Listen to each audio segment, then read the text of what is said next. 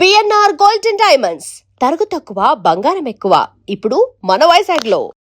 ఇప్పుడు మన మగధీర ఉంది, ఎక్కడో బిఎస్ఎఫ్ వాళ్ళ దగ్గర చేసాము మన భుజు, అది డోలావేరా అని వైట్ శాండ్ అంతా వైట్ హ్యూజ్గా ఉంటుంది అనమాట. ఇక ఫస్ట్ మన చుట్టూ వీళ్ళు ఆర్మీ అంతా ఉంటుంది, మన చుట్టూ ఆర్మీ ఉంటుంది. ఒకసారి మనం ఇక్కడి నుంచి ఒక పాయింట్కి వెళ్తున్నామంటే ఇక్కడ ఆర్మీ ముందు ఇక్కడికి ఇన్స్ట్రక్షన్స్ ఇచ్చేయాలి, పలానా వాళ్ళు అటు వస్తున్నారని.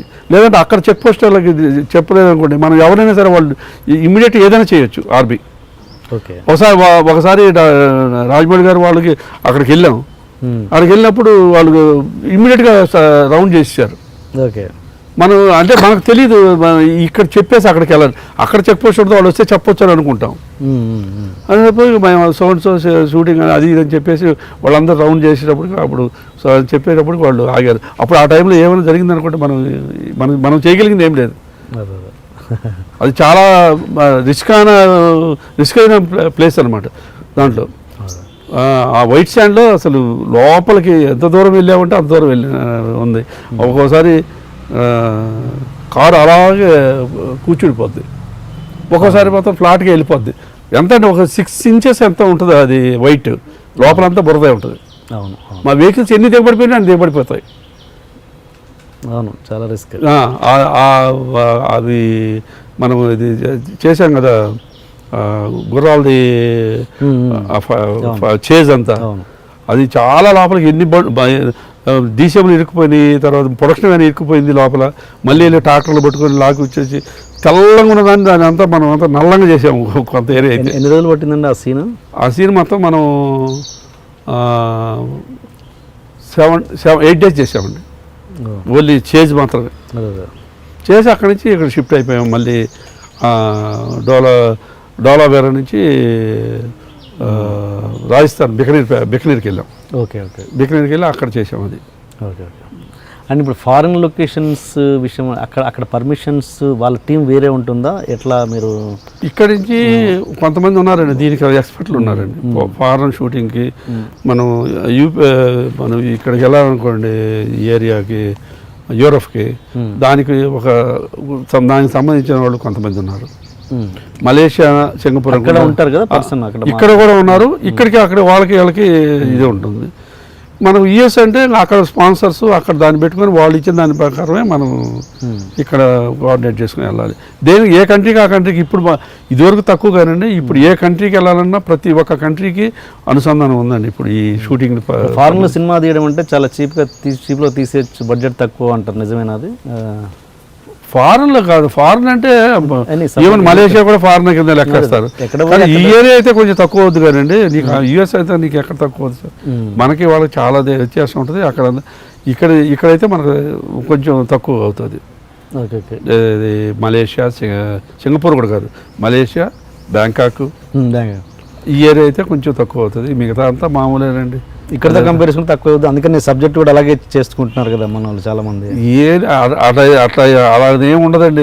దీనికి మీకు మొత్తం లెక్కేసుకుంటే 2 ఒకటే అవుతాయండి వెళ్ళిన తర్వాత. కానీ ఏంటంటే మన లొకేషన్స్ అది బాగా రిచ్గా ఉంటాయని, దానికి సబ్జెక్టు అక్కడ తీయాలని అది ఉంటుంది. కానివ్వండి అట్లా ఏం ఉండదు, దానికి పెద్ద తేడా ఏమి ఉండదండి. కానీ ఒక 2 సాంగులు అనుకోండి, మనం ఇక్కడ సెట్ వేసి ₹1 కోటి పెట్టి సెట్ వేసి ఒక సాంగ్ డ్యాన్సర్లు పెట్టి సాంగ్ తీస్తే కాస్ట్ ఎక్కువ అవుద్ది. మనం బయటికి వెళ్ళి ఒక సాంగ్ మామూలుగా అక్కడ డ్యాన్సర్లు పెట్టి చేసినా కొంచెం తక్కువ అవుతుంది. ఒక సాంగ్ అలాంటి దానికైతే మనకు కంపారిటివ్లీ కొంచెం తక్కువ అవుతుంది. కానీ నీకు ఓవరాల్గా చూస్తే అలాగేమీ పెద్ద డిఫరెన్స్ అనిపించదు నాకు మాత్రం. మామూలుగా మేనేజర్ అంటేనే అందరికంటే ముందు లేచే వ్యక్తి. నాకు ఎన్ని గంటలకు లేస్తారండి మీరు?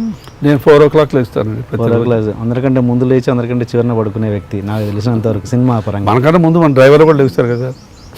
డ్రైవర్ లేపాలి కదా. లేదు, మనం లేచి మనం రెడీ అయ్యేటప్పుడు డ్రైవర్ వచ్చి ఉంటేనే కదా మనం కూడా వెళ్ళాలి. మనం అక్కడికి వెళ్ళేటప్పుడు ప్రొడక్షన్ అసిస్టెంట్లు వెళ్ళి కాఫీలు పెట్టి ఉంటారు కదా. అందుకని ఈ 3 డిపార్ట్మెంట్ అందరికడికి ముందు వెళ్తాయండి. ఓకే. మేనేజర్స్, డ్రైవర్స్, ప్రొడక్షన్ అసిస్టెంట్లు ఈ డిపార్ట్మెంట్ అందరికాడికి ముందు అక్కడ చేరి ఉంటాయి. ఇంకా ఆ తర్వాత 1 by 1 ఒక హాఫ్ అన్ అవర్ 1 అవర్లో అందరు చేరిపోతారు. ఇప్పుడు అందరికన్నా ముందు వెనక కన్నా ఎవరు కరెక్ట్గా మనం కాల్ షీట్ టైం చెప్తే ఆ టయానికి మనం షూటింగ్ స్టార్ట్ చేస్తాం అనేది మెయిన్ ఇంపార్టెంట్ అండి. ముందు వచ్చేదేముంది, వెనక వచ్చేదేముంది. ఇప్పుడు 6 గంటలకు షూటింగ్, మనం 7 గంటలకు షూటింగ్ అంటే 7 గంటలకు షూటింగ్ స్టార్ట్ చేసే పని అయితే మనం 4 గంటలకు లేగాలి. 9 గంటలకు షూటింగ్ స్టార్ట్ చేసేటప్పుడు మనం 4 గంటలు వేసి ప్రయోజనం ఏముంది. ఇప్పుడు కొంతమందే చేస్తారు ఆ రకంగా. కొంతమంది డైరెక్టర్లు ఉన్నారు, 10 మంది డైరెక్టర్లు ఉన్నారు. 7 గంటలు అంటే 7 గంటలకు షార్ట్ తీస్తారు. కొంతమంది 7 గంటలకే తీయరు, నాకు 9 o'clock తీస్తానంటారు. అదే అట్లా డైరెక్టర్ పట్టి ఉంటుందండి. ఇప్పుడు మేము బాహుబలి సినిమా ఉందంటండి, ప్రతిరోజు మేము ఫిలిం సిటీకి అయినా పొద్దున్నే ఇక్కడి నుంచి నేను బయలుదేరి 6కి వెళ్ళిపోయేవాళ్ళం. 6 గంటకల్లా స్పాట్లో ఉండేవాళ్ళం. రాజమౌళి గారు 7 గంటలకు తీస్తారా షార్ట్? 7 గంటలకు, ఆయన 7 గంటలకు స్టార్ట్ ఆయన 6:30కి స్పాట్లో ఉంటాడండి. ఓకే, ప్రతిరోజు. Okay okay. అదే ఇంత బిజీగా ఉండి పొద్దున 4 గంటలకు లేస్తే రాత్రి ఎప్పుడో 10 గంటలకు ఇంటికి వెళ్తారు కదా, మీ ఫ్యామిలీ లైఫ్ ఎలా ఉంటుంది? ఇప్పుడు ఫ్యామిలీ లైఫ్ అనేది ఇప్పుడు మనం చేసే వృత్తికి ఫ్యామిలీ లైఫ్కి కంపేర్ చేయకూడదు కదా. ఇలా వాళ్ళు పాపం వాళ్ళు కూడా ఇబ్బంది పడి ఏమి ఇబ్బంది, వాళ్ళకేం ఇబ్బంది ఉంటుంది. వాళ్ళని ఇబ్బంది పెట్టాల్సిన పని లేదు. మన కాడి మనం ముందే మనం వాళ్ళని దూరంగా పెట్టలేదు కదా, వాళ్ళ దగ్గర ఉంటున్నాం, వెళ్తున్నాం, వస్తున్నాం. సాయంత్రం అయ్యేటప్పుడు మళ్ళీ ఎక్కడికైనా మన ఇంటికి మనం చేస్తాం. ఎంతమంది అండి పిల్లలు మీకు? నాకు 2 అమ్మాయిలండి, 2 US-లోనే ఉంటారు. Okay okay okay okay okay. అంటే నేను ఫ్యామిలీ పరంగా ఏ ఇబ్బంది ఏం లేదండి. అంత నీట్గా బాగానే ఏ ఇబ్బంది ఏం లేదు. మీకు బాగా నచ్చి ఇప్పటివరకు బాగా ఎంజాయ్ చేసిన సినిమా బాహుబలి కాకుండా ఇంకేదైనా ఉందా? అబ్బా చాలా మెమరబుల్ సినిమా అన్నట్టు ఆ ఎక్స్పీరియన్స్.